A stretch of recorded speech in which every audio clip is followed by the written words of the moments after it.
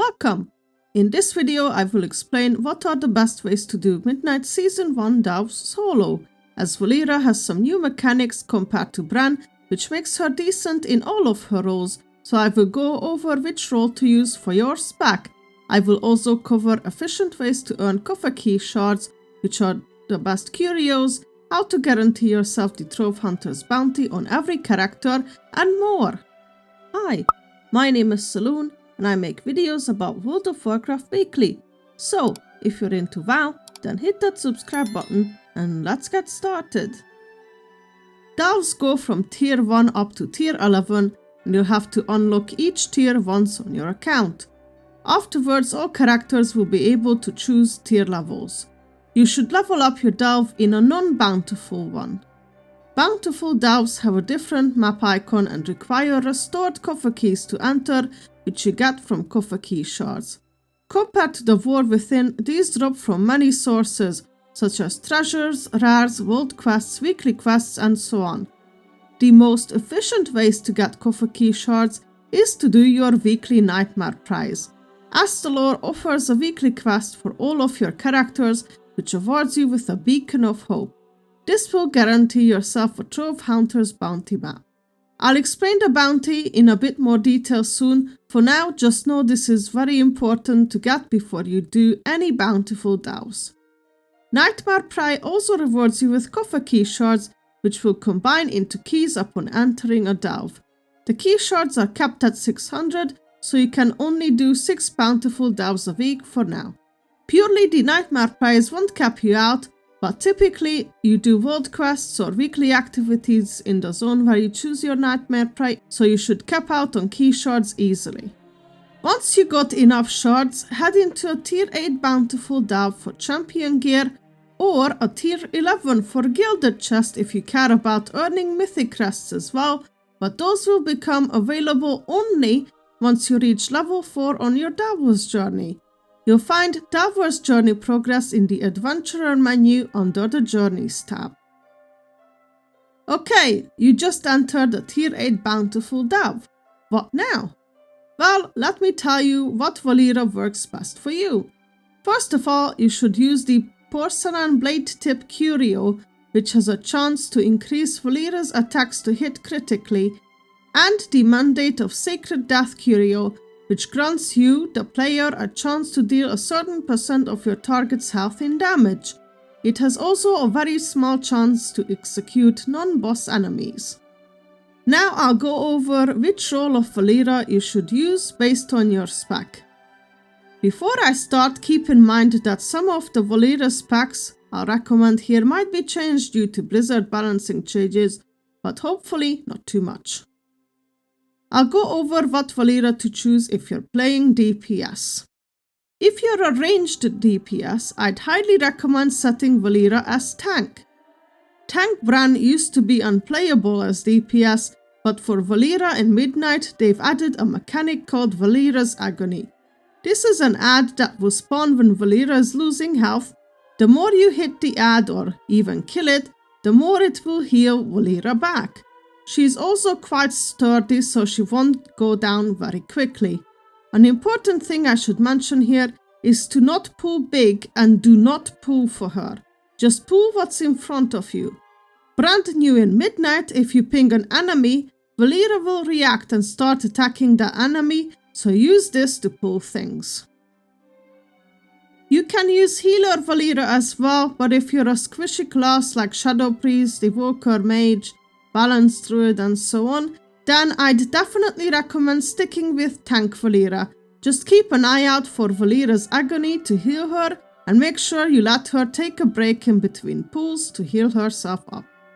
If you're a melee DPS, I'd recommend setting Valeera as healer, because you'll be a bit more sturdy, and also this way you have more control over what to pull and how much at a given time, which might make you run a bit faster than letting her tank.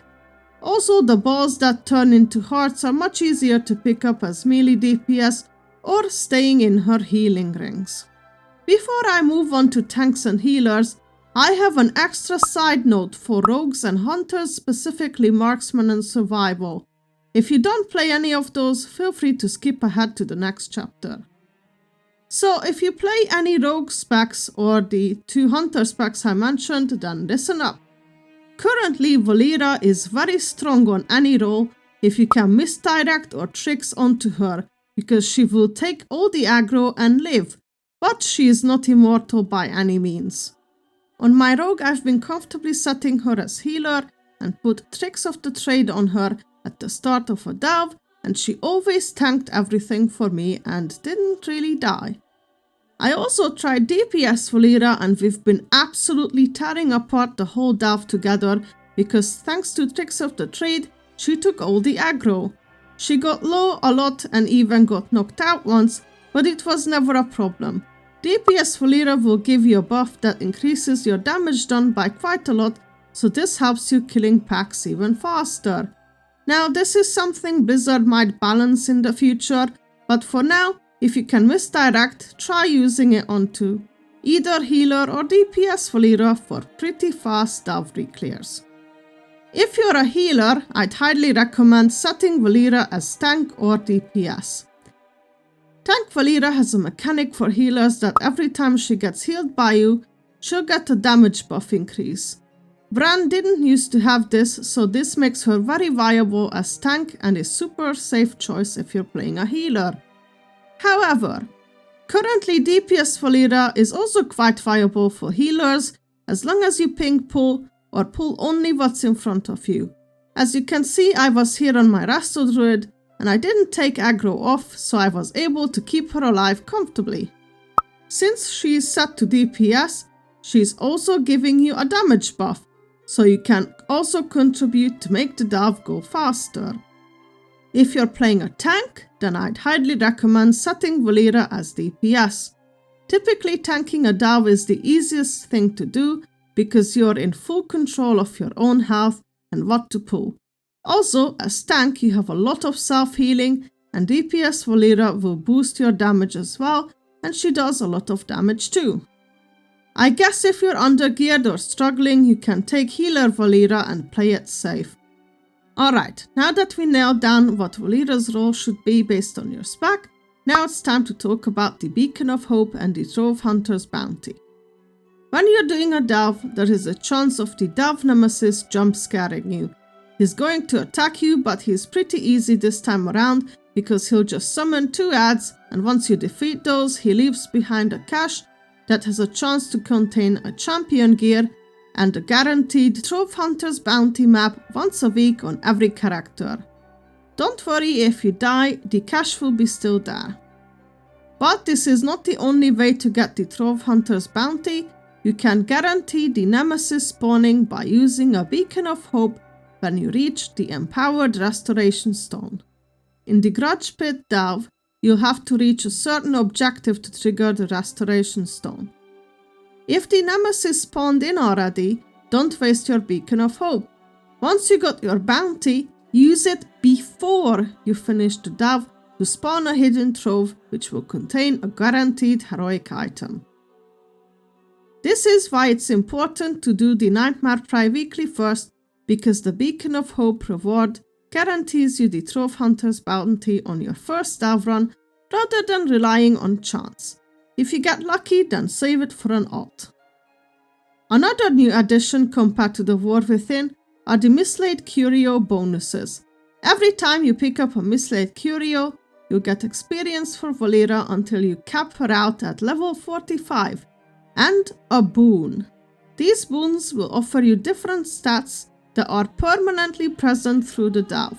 The Mislaid Curios have a chance to contain a Beacon of Hope on the higher delve tiers as well. Feel free to use the Loot Raider Mini if you get one from delve rewards to highlight any Mislaid Curio in a delve. You'll see throughout the delve Nemesis packs. Every time you kill a Nemesis enemy, they will upgrade the Nemesis chest at the end of the delve. If you kill all of them, it will become epic and will contain better rewards. These are typically warbound gear, undercoins, cosmetics or Marl. There is also a delve fix called Sanctified Banner. This is a literal banner hidden somewhere in the delve which you can click. It's quite shiny, so you'll know when you see it. Sometimes it just tells you an extra chest will spawn, but sometimes it might spawn an enemy as well instead. I believe I covered everything important you need to know on how to solo delve successfully and efficiently. Please leave a like if you found this video useful, and make sure to subscribe for more WoW content. Thanks for watching and see you next time. Bye bye!